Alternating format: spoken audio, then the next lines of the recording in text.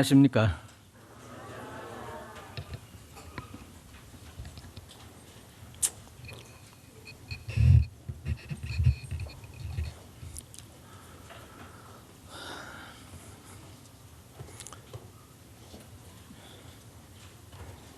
제랄드 포드의 이야기를 저도 읽은 적이 있습니다. 우리의 몸과 마음을 가장 잘 아시는 분도 우리를 만드신 하나님이십니다. 하나님은 우리의 몸뿐만 아니라 우리의 마음도 치유해 주십니다.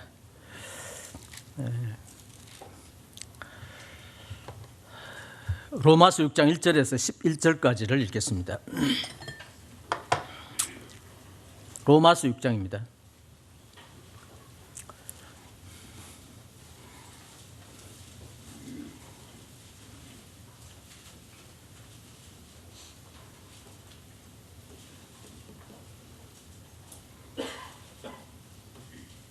그런즉 우리가 무슨 말을 하리요? 은혜를 더하게 하려고 죄에 거하겠느냐? 그럴 수 없느니라. 죄에 대하여 죽은 우리가 어찌 그 가운데 더 살리요? 무릇 그리스도 예수와 합하여 세례를 받은 우리는 그의 죽으심과 합하여 세례를 받은 줄을 알지 못하느냐? 그러므로 우리가 그의 죽으심과 합하여 세례를 받음으로 그와 함께 장사되었나니 이는 아버지의 영광으로 말미암아 그리스도를 죽은 자 가운데서 살리심과 같이 우리로 또한 새 생명 가운데서 행하게 하려 하심이라. 만일 우리가 그의 죽으심과 같은 모양으로 연합한 자가 되었으면 또한 그의 부활과 같은 모양으로 연합한 자가 되리라. 우리가 알거니와 우리 옛 사람이 예수와 함께 십자가에 못 박힌 것은 죄의 몸이 죽어 다시는 우리가 죄에게 종노릇하지 아니하려 함이니 이는 죽은 자가 죄에서 벗어나 의롭다 하심을 얻었음이니라. 만일 우리가 그리스도와 함께 죽었으면 또한 그와 함께 살 줄을 믿노니 이는 그리스도께서 죽은 자 가운데서 살아나셨으며 다시 죽지 아니하시고 사망이 다시 그를 주장하지 못할 줄을 알미로라. 그가 죽으심은 죄에 대하여 단번에 죽으심이요 그가 살아 계심은 하나님께 대하여 살아 계심이니 이와 같이 너희도 너희 자신을 죄에 대하여는 죽은 자요 그리스도 예수 안에서 하나님을 대하여 살아있는 자로 여길지어다. 지난번에 말씀은 로마서에 대한 전반적인 말씀을 드렸습니다. 예수 그리스도의 십자가의 죽으심과 흘리신 보혈이 의미하고 있는 바가 무엇이냐? 주님의 그 몸이 희생당함은 우리의 옛사람을 처리하기 위함이었으며 주님이 십자가에서 보혈을 흘리시면 우리가 범하는 모든 이 범죄를 하나님 앞에 영원히 대속하기 위함이다 하는 말씀을 교제해 드렸습니다. 기억하시는 분도 계시고 기억하지 못하시는 분도 계십니다. 우리는 말씀을 1시간 듣고 인사하고 저문을 나가서 식사를 하시고 집에 갈 때쯤 되면 오늘 무슨 말씀을 전했지 하고 깡그리 잊어버리는 경향이 많습니다. 저도 동일한 그렇기 때문에 항상 가능하면 메모를 합니다. 오늘 말씀을 메모하라고 하는 의미로 말씀드리는 것은 아닙니다. 그만큼 우리는 쉽게 들은 바 말씀을 잘 잊어버립니다. 이것이 우리가 지니고 있는 한계입니다. 어떤 머리 좋은 분은 한 번 들으면 토시 하나 안 틀리고 다 기억을 한다는 분이 계십니다. 그런 말을 들을 때마다 참 부럽습니다. 저도 그와 같은 기억력이 탁월한 두뇌를 가지고 있으면 얼마나 좋을까 하는 생각을 가져봅니다. 오늘은 이 두 가지 주제를 시간이 허락하는 대로 말씀을 나누고자 합니다. 첫 번째 6장 6절입니다. 우리가 알거니와 우리 옛 사람이 예수와 함께 십자가에 못 박힌 것은 죄의 몸이 죽어 다시는 우리가 죄에게 종노릇하지 아니하려 함이니 여기에 단어가 하나 나오죠. 우리가 알거니와 하는 무엇을 알아야 될 것이냐. 우리가 신앙생활을 하면서 결코 잊어버리면 안 되는 내용입니다. 무엇을 알아야 될 것이냐. 우리의 옛 그 역사는 그리스도 십자가에서 끝이 나고 우리의 새 역사는 이제 부활로 시작이 되는 것입니다. 그래서 고린도후서 5장 17절에 그런즉 누구든지 그리스도 안에 있으면 새로운 피조물이라 이전 것은 지나갔으니 보라 새 것이 되었도다. 아담은 하나님께서 흙을 빚어 만들었습니다만 아담이 범죄함으로 아담의 자손된 모든 인류는 하나님 앞에 죄인이라고 하는 낙인이 찍혀 있습니다. 그래서 이 죄인의 낙인이 찍혀 있는 우리들이 그 어떤 노력이나 또 어떤 율법을 행위로서는 이 죄에서 벗어날 수가 없는 것입니다. 그래서 주님이 이 땅에 오셔서 우리를 위해서 십자가에서 죽으셨습니다. 그 죽으심은 죄에 대하여 죽으십니다. 그렇게 해서 표현을 하고 있죠. 우리 옛 사람이 예수와 함께 십자가에 못 박혀 죽었다 하는 것을 알아라고 하는 것입니다. 사실상 신앙생활은 알므로부터 시작이 됩니다. 무엇을 알므로부터 시작이 됩니까? 우리가 복음을 듣게 될 때 전혀 생소한 하늘나라와 하나님 예수 그리스도 또 죄의 문제, 영생의 문제 이와 같은 이제 교회에서만이 들을 수 있는 이와 같은 많은 이 단어들을 우리가 듣게 됩니다. 그 중에 우리가 결코 잊어버리면 안 되는 내용이 뭐냐? 오늘 읽었었던 이 본문의 말씀입니다. 물론 우리가 그리스도와 함께 죽었다는 것은 역사적인 사실입니다. 2000년 전에 주님이 십자가에 죽으실 때에 주님 한 분만이 돌아가신 것이 아니라 로마서 6장 1절에서 11절까지 있는 말씀은 모든 사람들이 예수 그리스도와 함께에 십자가에 못 박혀 죽은 것으로 하나님은 여기고 계시는 것입니다. 간주하고 계시는 것입니다. 지난번에 말씀드렸듯이 세례라고 하는 표현을 쓰고 있는데 주님이 십자가에 죽으실 때에 우리 모든 인류를 영적으로 예수 그리스도 안에 몸 안에 집어넣으셨습니다. 그것을 물론 다른 성경은 우리를 대신하셨다 그렇게 표현합니다. 죄 없으신 예수님께서 우리 대신 십자가에 죽으심으로 한 분 예수님이 돌아가셨었지만 하나님께서는 온 인류가 예수 그리스도와 함께 그 죄에 대한 형벌을 이미 십자가를 통해서 받은 것으로 간주하셨습니다. 그래서 세례라고 하는 표현을 쓰고 있습니다. 물론 우리가 물세례도 의미하고 있겠습니다만은 이 로마서 6장에 나오는 이 세례는 우리가 예수 그리스도와 함께 하나 되어서 십자가에 죽었고 묻힌 바 되었고 그리고 주님이 3일 만에 부활하시게 될 때 우리도 주님과 함께 부활했는데 죽을 때는 죄인의 신분으로 죽었지만은 부활할 때는 의인의 신분으로 부활했다고 하는 사실입니다. 이것을 우리들은 목격한 사람이 아닙니다. 왜냐하면 이것은 2000년 전에 일어났었던 역사적인 사건이기 때문입니다. 그런데도 성경은 주님이 죽을 때 우리도 죽었고 주님이 묻힐 때 우리도 묻혔고 주님이 부활할 때 우리도 부활했다고 하는 이 사실을 알려주면서 우리 신분에 대한 변화를 말씀해 주고 있습니다. 주님의 죽으심이 없으면 우리들 결코 거듭날 수가 없습니다. 주님의 죽으심이 없으면 우리들 결코 이 죄에서 벗어날 수 있는 길이 없습니다. 주님의 죽으심이 없으면 옛사람 이 죄의 몸이 처리될 수 있는 길이 결코 없다고 하는 사실입니다. 예수님은 우리의 범죄를 위해서 피 흘려 돌아가셨고 또 우리를 새로운 신분으로 탄생시키기 위해서 주님이 죽은 자 가운데 부활하셨는데 그러기 위해서 주님의 그 몸이 희생을 당하셔야만 됐던 것입니다.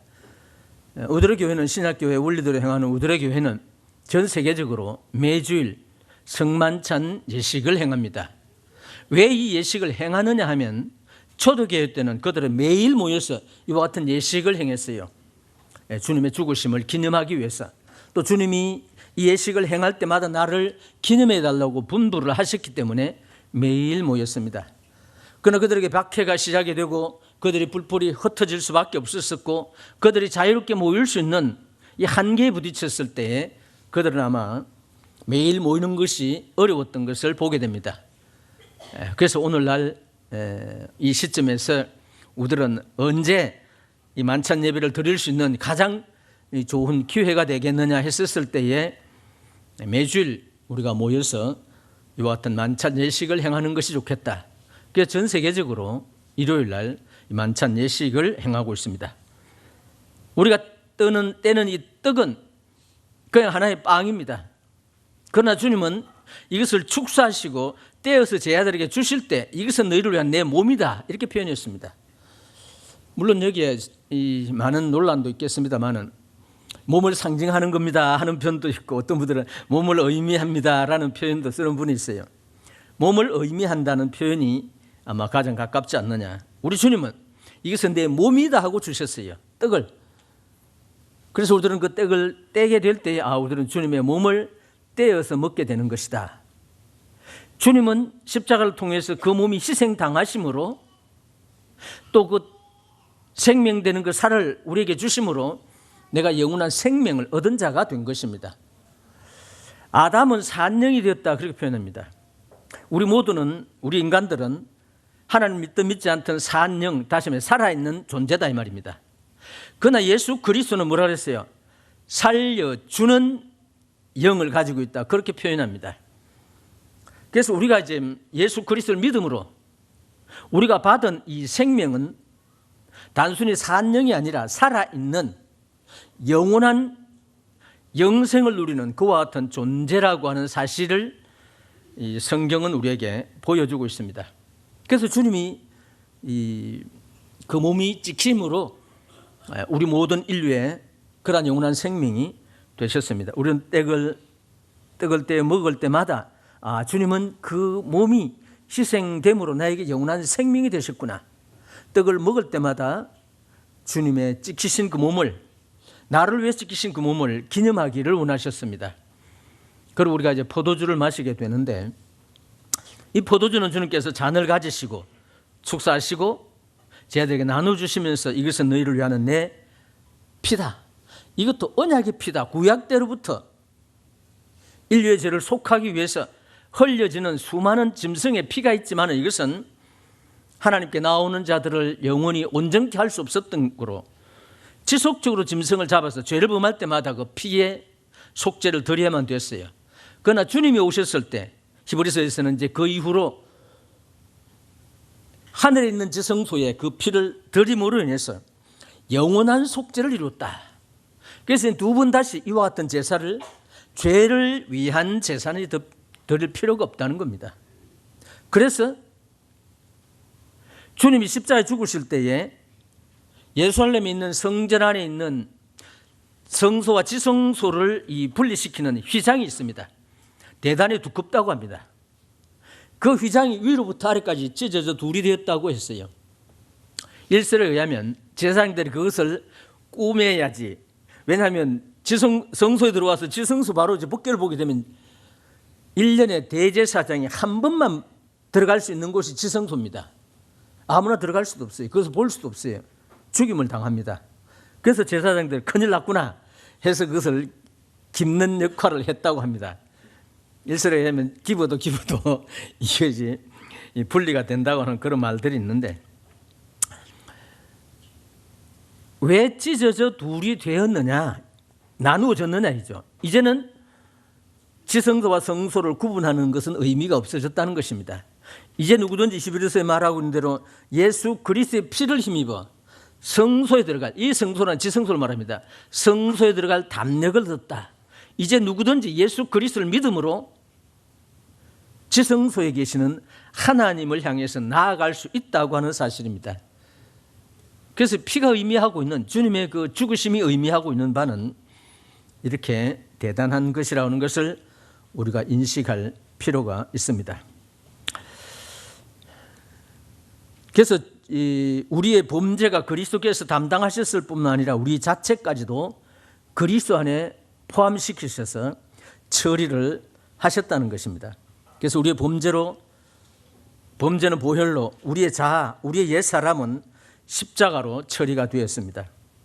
그래서 우리가 알아야 된다. 알미란 단순한 지식이 아닙니다.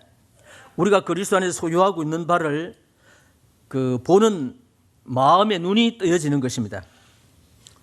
에베소 1장 17절과 18절을 보면은 하나님께서 우리에게 계시의 영을 주셨다 이런 표현을 하고 있어요.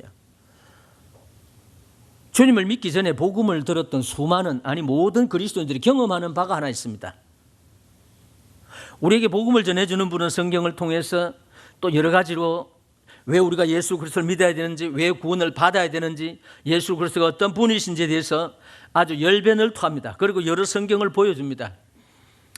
그런데 묘하게도 처음에는 이게 믿어지질 않습니다.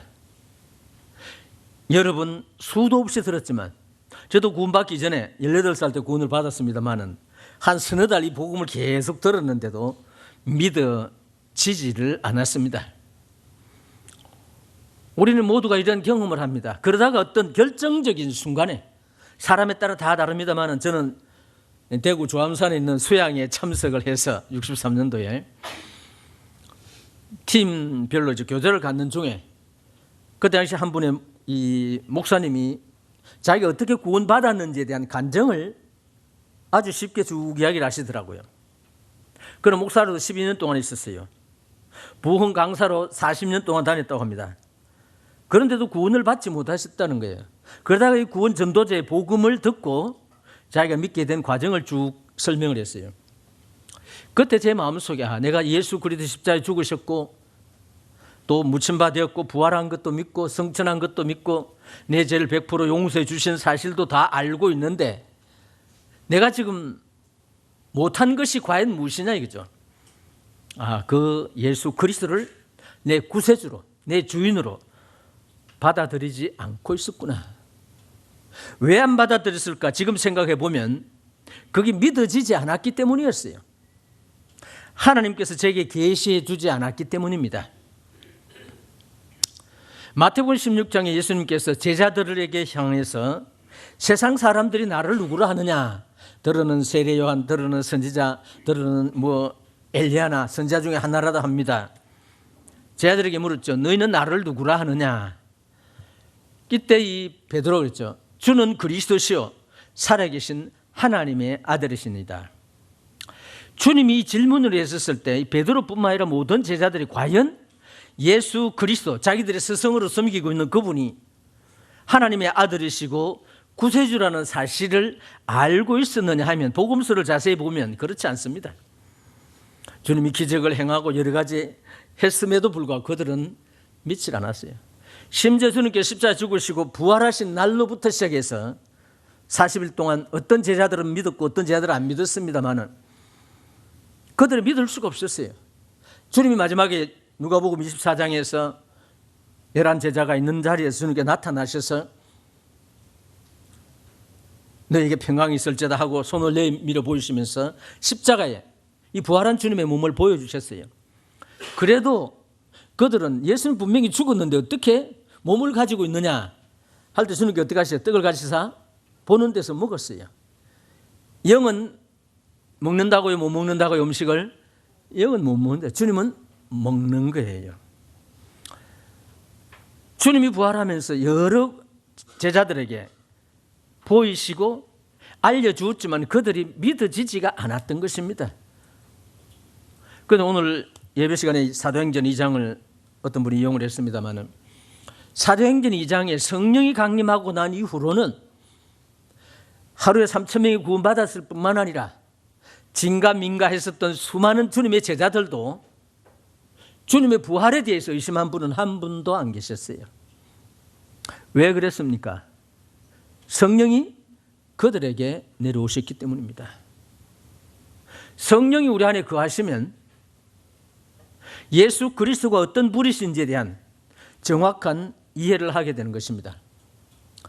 예수님께서 베드로에게 베오나 시므나 바요나 시므나 이것을 네게 알은 것은 네 혈육, 네 지식 그런 것이 아니다 그랬어요. 누구라 그랬어요? 하늘에 계신 내 아버지시니라.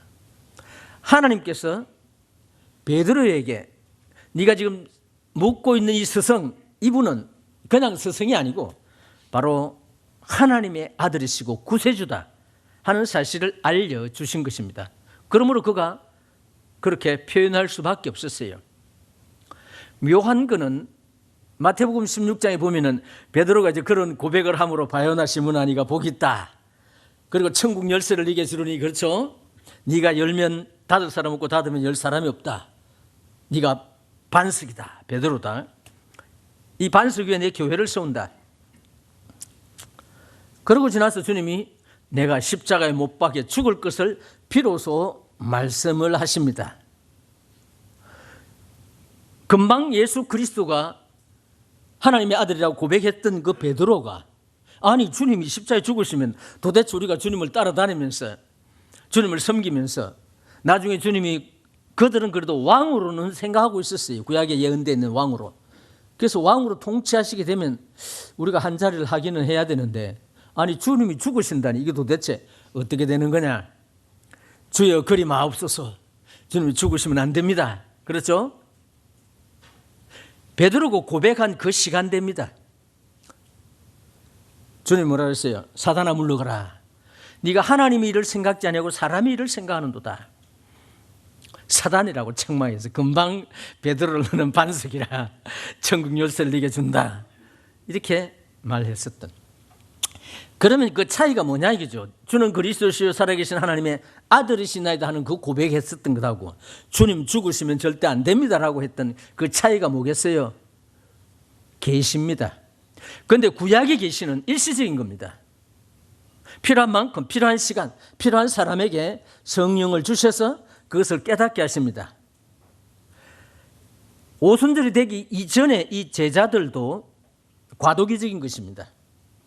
그런 거로 베드로는 그렇게 고백할 수밖에 없었고, 겟세마네 동산에 주님이 잡혀서 재판 받으러 들어가셨을 때 베드로가 3번 주님을 부인했어요. 네가 다 2번 울기 전에 네가 나를 3번 부인하리라. 베드로가 아이고 선생님 무슨 말씀입니까? 내가 죽는데도 따라가겠습니다. 이란 말을 했어요. 그래서 베드로에게 주어졌던 그 계시의 영이 떠나니까 즉시 그는 원래 베드로의 자리로 돌아왔어요. 그 원래의 모습입니다. 주님 죽으면 안 됩니다. 베드로가 주님을 부인했던 것도 그 원래의 모습이라요. 계집 여자에게 니도 예수님의 제자다. 그와 함께 있었던 걸 보았다. 3번째 얘기했을 때 그는 예수를 저주하면서 부인했더라 하는 기록이 슬프게도 나오고 있습니다. 그런데 주님은 이 베드로가 고백할 걸 알았어요. 그리고 그 다음에 주님께서 뭐라고 하셨어요? 네가 돌이킨 후에 내 형제들을 돌봐주라. 그가 회개하고 돌이킬 것을 알았습니다.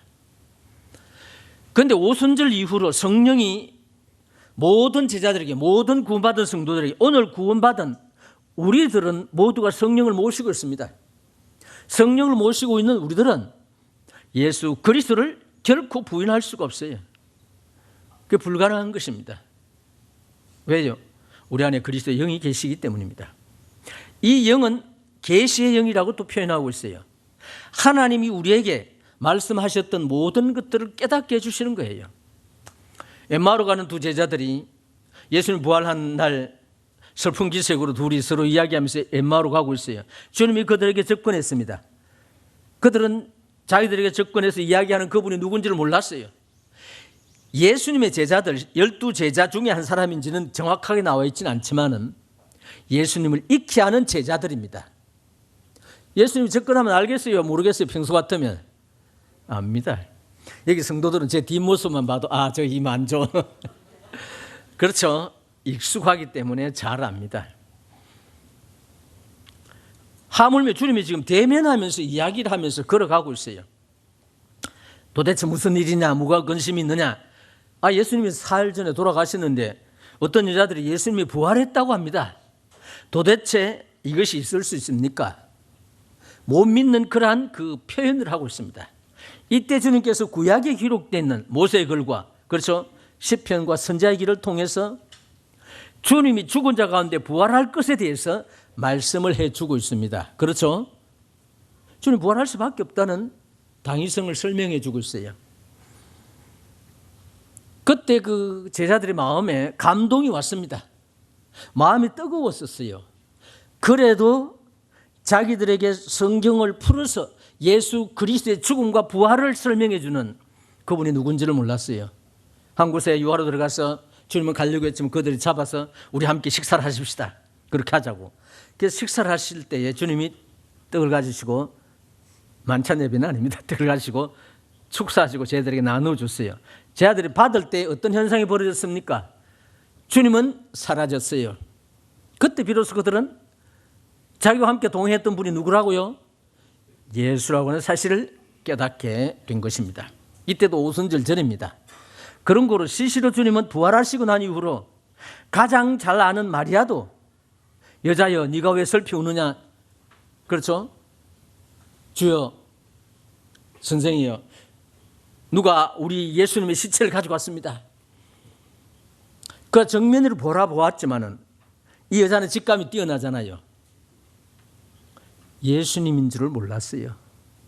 이때 주님께서 마리아라고 부를 때에, 다음에 주님이 자기 자신을 계시해 주셨을 때 비로소 선생이 하고 예수님인 줄을 알고 그를 잡으려고 했을 때, 복음서에 따라 조금 차이가 있습니다만 나를 아직까지 만지지 말라, 내가 아직까지 아버지께로 가지 못했다, 가고 난 이후에 만지라고 하는 그런 표현을 하고 있었어요. 우리가 예수 그리스도를 구주로 영접하게 될 때에 하나님께서 우리에게 각자에게, 우리가 구원받기 전이기 때문에 성령이 우리 안에 오시질 않았어요. 이때 하나님이 하시는 일이 뭐냐 하면 우리에게 계시해 주시는 것입니다. 무엇을 계시해 주시느냐 하면 예수 그리스도를 계시해 주시는 것입니다. 예수 그리스도가 하나님이라고 하는, 예수 그리스도가 우리들의 구세주라고 하는 사실을 계시해 줄 때만이 비로소 우리가 믿어지는 것입니다. 이건 억지로 되는 것이 아니에요. 믿어지는 그 과정을, 그 순간을 우리가 모르기 때문에 우리들은 믿지 않는 구도자들에게 계속해서 여러 모양으로 여러 방법으로 복음을 전합니다. 그런데 복음을 듣는 묘한 어떤 결정적인 순간에 우리들은 그 실체가 믿어지게 됩니다. 믿어지면 거의 모든 사람에게 대동소이하게 오는 현상 하나는 놀라운 사실입니다. 아니 이것이 어떻게 믿어지느냐? 그런 경험 안 하셨어요? 저는 그런 경험을 했어요. 하게 돼 있어요. 그래서 이러한 것을 깨닫는 것이 바로 주님께서 우리에게 계시해 주셨기 때문이다. 계시의 영을 통해서 주님을 알게 해 주셨습니다. 그리고 우리가 예수 그리스도와 함께 죽었고 예수 그리스도와 함께 부활했다고 하는 것을 말씀해 주고 있죠. 우리가 죄의 몸이 죽어 다시는 우리가 죄에게 종로로 차지 아니하는 신분으로 변했다는 것입니다. 6장 7절에 보면은 이는 죽은 자가 죄에서 벗어나 의롭다 하심을 얻었습니다. 만일 우리가 그리스도와 함께 죽었으면 또한 그와 함께 살 줄을 믿노니 이는 그리스도의 죽은 자 가운데서 살아나셨음에 다시 죽지 아니하시고 사망이 다시 그를 주장하지 못할 줄을 알미로다. 그의 죽으심은 죄에 대하여 단번에 죽으시며 그의 살아계심은 하나님께 대하여 살아계십니다. 주님의 죽음과 주님의 부활을 거듭 설명하는 것은 바로 우리 자신의 신분과 밀접한 연관이 있기 때문입니다. 다시 말씀, 우리는 주님과 함께 죽었어요. 어떤 신분으로? 죄의 몸으로 죽었습니다. 주님과 함께 땅에 묻혔어요. 어떤 몸으로? 죄의 몸으로 묻혔습니다. 3일 만에 주님이 부활하시게 될 때에 우리가 주님과 함께 죽었기 때문에 함께 부활하게 됩니다. 다시 부활하게 될 땐 죄의 몸이 아닙니다. 주님이 죄인으로 십자가에 죽으셨지만은 부활하실 때는 의인으로 부활하셨어요. 원래 주님의 신분으로 부활하셨던 것입니다. 그럼 우리들도 그와 같은 신분으로 부활하게 되었다는 것입니다. 그런 걸 우리들은 부활의 생명을 가지고 있다는 거예요. 부활의 생명을 가지고 있기 때문에 다시는 사망이 우리를 주장하지 못한다는 겁니다. 여기 이 사망이라는 지옥을 간다는 의미입니다. 다시 우리 지옥 가지 않는다는 거예요. 왜? 죄에 대한 지옥 갈 수밖에 없는 신분과 우리들의 죄의 문제는 이미 다 해결이 되었기 때문입니다. 그래서 주님께 십자가에 죽으실 때에 베드로전서 같은 곳에는 지하의 세계에 가서 유대인들이 있는 그 누가복음 16장에 보면 지하의 세계 중에 부자 나사로가 들어갔던 가난한 거지 나사로가 들어갔던 그 나군하고 부자가 들어갔던 그 음부 지옥이 있습니다. 이것은 대단히 좀 난해한 부분입니다만 일반적으로 모든 그리스도인들이 인정하고 있는 한 부분입니다. 구약의 유대인들은 선민입니다. 그들은 영생이 약속되어 있습니다. 그들이 죽으면 지하에 아브라함이 들어가 있는 그 대기 상태, 낙원이라 표현했습니다. 음부의 세계는 아닙니다. 불 붙는 곳도 아닙니다. 그곳에 있다가 주님이 부활 승천하시게 될 때 그들 모두를, 그 영혼들을 데리고 에베소 4장에 기록된 대로 위로 올라가셨다. 지금 하늘에 계신 것으로 간주하고 있습니다. 그런데 베드로전서 4장에 보면 주님이 지하 음부에 내려가셔서 복음을 전하셨다 하는 표현이 나옵니다. 누구에게 복음을 전했다고요? 노아 홍수 때, 그렇죠? 죽은 그 영혼들에게 복음을 전했다 하는 표현이 나오고 있습니다. 그래서 이 가톨릭에서는 어쩌면 사후에도 구원받을 수 있는 그런 길이 있다고 표현하는지 모르지만은 주님은 그것은 십자가에 죽으시고 그 육체와 함께 그 영이 지하의 세계에 내려가셨을 때에 지하에 있는 유대인들, 지하에 있는 자들에게 복음을 전하시고 부활하심으로 말미암아 이 지하의 낙원은 지금 현재는 비어 있습니다. 음부의 세계는 그대로 존재하고 있고, 그래서 주님의 죽으심의 의미는 이렇게 엄청난 결과를 초래하고 있다고 하는 사실입니다. 그래서 우리가 알아야 될 것은 우리의 옛 사람은 이미 죽었다. 언제 2000년 전에 예수 그리스도와 함께 죽어서 장사 지내면 됐다. 장사 지내면 썩습니다. 우리 옛 사람은 이미 죽어서 장사 지내면 되어 썩어버렸다는 겁니다. 이걸 알아라는 거예요. 이걸 인정하라는 것입니다. 그래서 그리스도의 십자가는 우리의 옛 사람, 죄의 몸, 이 자아를 처리하신 것입니다. 갈라디아서 2장 20절에 있는 말씀을 보시겠습니다. 우리가 익히 잘 알고 있는 말씀입니다.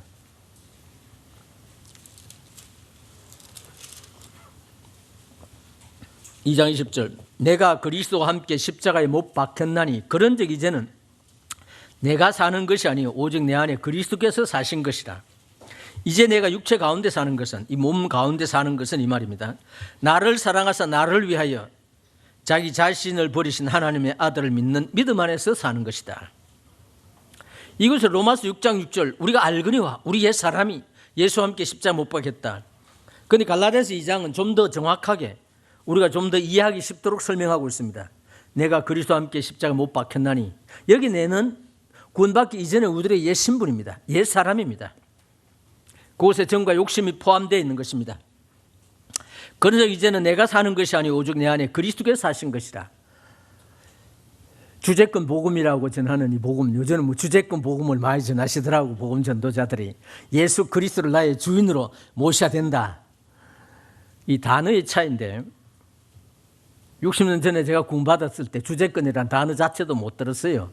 그냥 예수 그리스도를 개인의 구주로 영접하라, 주인으로 모셔라, 믿어라. 그렇게 이제 복음을 들었고 구원을 받았고, 또 우리가 그렇게 복음을 전했고 또 많은 분들이 그 복음을 듣고 구원을 받았습니다.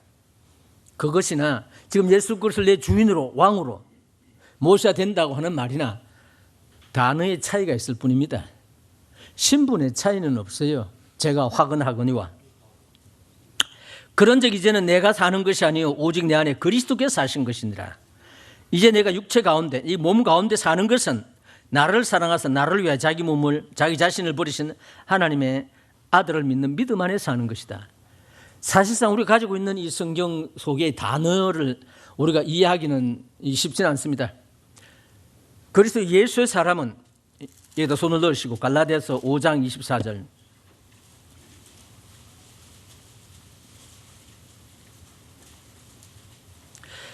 그리스도 예수의 사람들은 육체와 함께 그 정과 욕심을 십자가에 어떻게 했다고요? 못 박았느니라. 언제? 2000년 전에 여기 육체와 함께 이제 못 박아 버렸다. 그렇게 표현을 하죠.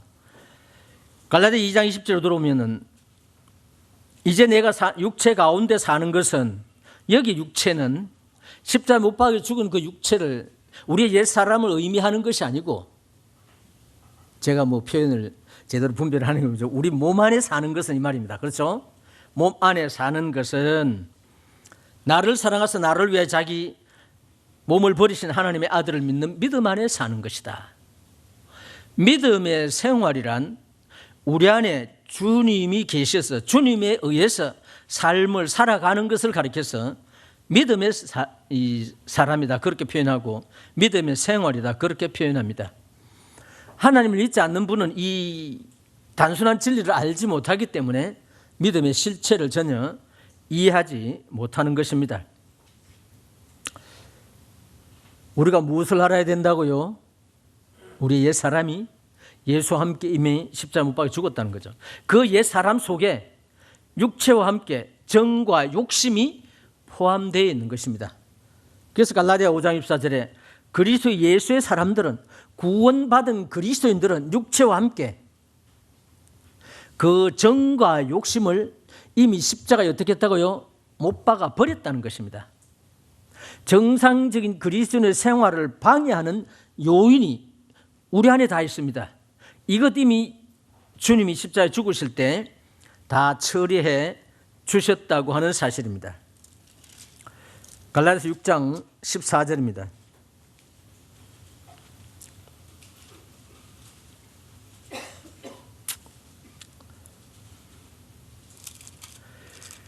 그러나 내게는 우리 주 예수 그리스도의 십자가 외에 결코 자랑할 것이 없으니 그리스도로 말미암아 세상이 나를 대하여 십자가에 못 박히고 내가 또한 세상에 대하여 그러하니라.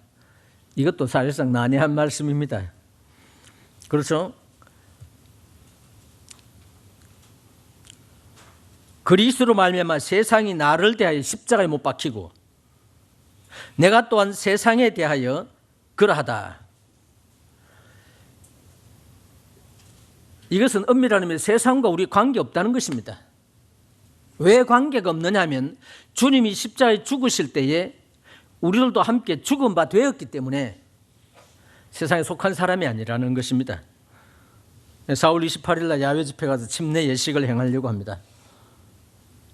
침례를 받지 않고 구원의 확신을 가지고 계시는 분은 오후에 남아주시면 침례 상담을 좀 하기를 원합니다. 구원의 확신이 있는 분, 침례 받지 않는 분은 꼭 남아주시기를 바랍니다. 침례 예식을 행할 때 우리가 선포하는 것이 있습니다.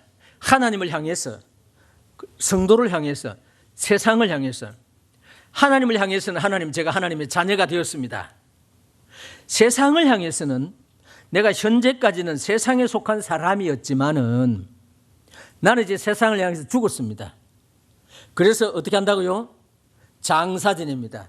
침례 예식은 장사 지내는 예식입니다. 무엇을 장사 지내느냐? 우리의 옛 사람을 장사 지내는 거예요. 실상은 2000년 전에 예수 그리스도와 함께 장사한 바 되었어요. 그때 장례 예식을 다 행했습니다. 이것을 구원받고 난 이후로, 하나님의 자녀가 되고 난 이후로 이것을 또 실제적인 감정적인 측면에서 나타내야 되는 겁니다. 그래서 침례를 받습니다. 침례는 장사 지내는 의식입니다. 침례 받을 때 그때 죽은 것이 아니에요. 2000년에 죽었어요. 그럼에도 불구하고 침례를 통해서 장사 지내는 의식을 나타내는 겁니다. 누구를 향해서? 세상을 향해서. 이전까지 내가 세상에 속한 사람이었습니다. 그러나 이제는 나는 세상 사람이 아닙니다. 왜? 세상에 대해서 십자가를 통해서 내가 죽었기 때문입니다. 세상도 내게 죽었고 나도 세상을 향해서 죽었다고 하는 의미입니다. 갈라디아서 6장 14절 이해가 되십니까? 뭐 다른 견해가 있으면 다른 견해를 나중에 제게 말씀해 주셔도 됩니다. 그 다음에 침례 예식을 할 때 성도를 향해서 무엇을 증거하느냐 하면 나도 이제 당신들과 동일한 부활의 생명을 가지고 있는 새로운 신분입니다 하는 것을 나타내는 것입니다. 하나님을 향해서 선한 양심이 찾아가는 것이고 세상을 향해서는 나는 죽은 자입니다. 죽은 자니까 세상에 어떤 분깃도 없다는 것입니다. 영적으로. 세상과 전혀 상관없다는 것이에요. 그것을 침례를 받음으로 이제 장사 지냈습니다. 물에서 일으킴을 받았을 때 그 순간적이지만은 나는 이제 새로운 신분으로 부활하게 된다는 것을 나타내는 겁니다. 물론 이 실제 상황은 2000년 전에 주님이 죽으시고 장사제물되었다가 3일 만에 부활하심으로 말미암아 일어나셨던 역사적인 사건입니다. 그 역사의 사건이 우리 모두에게 이루어졌어요. 그래서 구원받은 그리스도인은 모름지기 우리가 모임 생활하는 것은 새로운 생명을 소유한 새로 거듭난 성도란 거룩하게 부르심을 받은 무리들입니다. 이 무리들과 함께 주님을 더불어 섬겨가게 된 것입니다. 무엇을 알아야 된다고요? 우리 옛사람은 예수 그리스도와 함께 십자가에 못 박혀 죽으시고 그리고 죽은 자 가운데 부활함으로 말미암아 이제 죄와는 전혀 상관없는 죄의 노예가 되어서는 안 된다는 것. 그래서 로마서 6장 1절에 우리가 은혜를 더하게 하려고 죄에 거하겠느냐? 거해야 된다고요? 그럴 수 없느니라. 죄에 대해 죽은 우리가 죄를 지을 수 있는 신분 자체는 이미 처리가 되었다는 겁니다. 죄를 지을 수 있는 신분이 아니라는 거예요. 어찌 그 가운데 더 살리요? 무릇 그리스도 예수 아빠 세례를 받은 우리는 그의 죽으심과 아빠의 세례를 받은 줄을 알지 못하느냐? 그러므로 우리가 그의 죽으심과 아빠의 세례를 받음으로 그와 함께 장사되었나니 이는 아버지의 영광으로 말미암아 그리스도를 죽은 자 가운데 살심 같이 우리로 또한 새 생명 가운데 거한다. 새로운 신분, 부활의 생명, 결코 죽을 수 없는 이러한 신분으로 우리가 살아간다고 하는 것입니다. 로마서 6장 6절 이거는 틀림없이 알아야 됩니다. 이건 우리가 인식할 필요가 있어요. 왜? 이것은 바로 나의 옛사람이 처리가 되었다는 것. 그 정과 욕심을 십자가에 못 박았다는 것. 그런 거로 이제 세상을 위해서 살 수도 없고 나 자신을 위해서 살 수도 없다고 하는 것을 우리가 고백하는 것과 같다는 것이죠. 이걸 알게 될 때 우리들은 비로소 승리의 삶을 살아갈 수가 있습니다. 이건 이미 알고 있는 사실입니다. 우리 로마서를 수도 없이 읽었기 때문에. 그러나 이것이 우리들의 자신의 것이 되어야 됩니다. 우리는 옛사람과 같은 행동, 옛사람과 같은 생각, 옛사람과 같은 말 그런 것을 이제는 할 수 있는 신분이 아니라는 것입니다. 왜? 우리 안에 그리스도가 계시기 때문입니다. 내가 그리스도와 함께 십자가에 못 박혔나니 그런 적 이제는 내가 산 것이 아니냐 그리스도께서 사신 것이라. 내가 이제 육체 가운데 내가 이 몸 가운데 사는 것은 나를 사랑하사 나를 위하여 자기 몸을 버리신 하나님의 아들을 믿는 믿음 안에 사는 것이다. 믿음으로 살아가는 것은 자기 자신을 위해 사는 것이 아닙니다.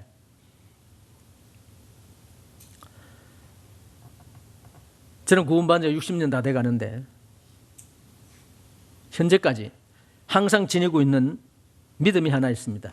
그것은 나는 어디서 어떻게 신앙생활을 할 것이냐. 내가 속해 있는 그 지역 교회에서 물론 성도들과 더불어 살아가는 것이지만은 나와 주님과는 1:1의 관계다. 주님의 자녀로서 주님을 잘 섬기기 위해서 저는 모임 생활을 합니다. 우리 모든 각자도 마찬가지입니다. 그 어느 누구도 내 대신 신앙생활을 해줄 수는 없어요. 어떤 도움을 해줄 수 있고 조언을 해줄 수는 있습니다만은 우리가 정상적인 믿음의 생활을 하는 데는 나와 주님과의 관계입니다. 왜? 내 안에 주님이 살아 계시기 때문입니다. 그리고 주님의 사람으로 살기 때문입니다. 이해가 되십니까? 그러니까 옆에 사람이 어떠하든 상관없이 주님과 나와의 관계가 대단히 중요합니다. 저는 옆에 사람에 의해서 신앙생활을 영향을 받아본 적이 단 한 번도 없어요. 잘 안 믿어지겠지만은 왜냐하면 처음 제가 주님을 믿고 나서 주님이 나의 주인이시고 나를 다스리고 나를 지배하시고 나로 하여금 승리의 삶을 살게 하는 분이 주님이시라면 주님에게만 붙어 있으면 되는 거예요. 우리 이 모임의 생활을 통해 예배를 드리고 말씀을 듣고 교제를 하고 하나님의 말씀 가르침을 받습니다. 왜? 좀 더 주님을 더 알아가기 위해서 그 필요한 거예요. 부활했을 때 주님의 제자들도 주님에 대해서 알지 못했기 때문에 그 제자들에게도 11 제자들이 모였을 때 그 자리에서 주님은 모세의 글과 시편과 선지자의 글에 기록되는 예수 그리스도에 관한 것을 자세히 설명해 주셨어요. 그렇죠? 그런데 어떤 말씀을 인용했는지는 안 나와 있어요. 오늘 우리들은 주님의 복음서에 설명하지 않더라도 우리는 압니다. 왜? 구약을 읽어보게 될 때 그것이 주님에 관한 것이구나. 그렇죠? 주님에 관한 예언, 주님에 관한 말씀이 창세기부터 말라기서까지 계속해서 기록되어 있어요.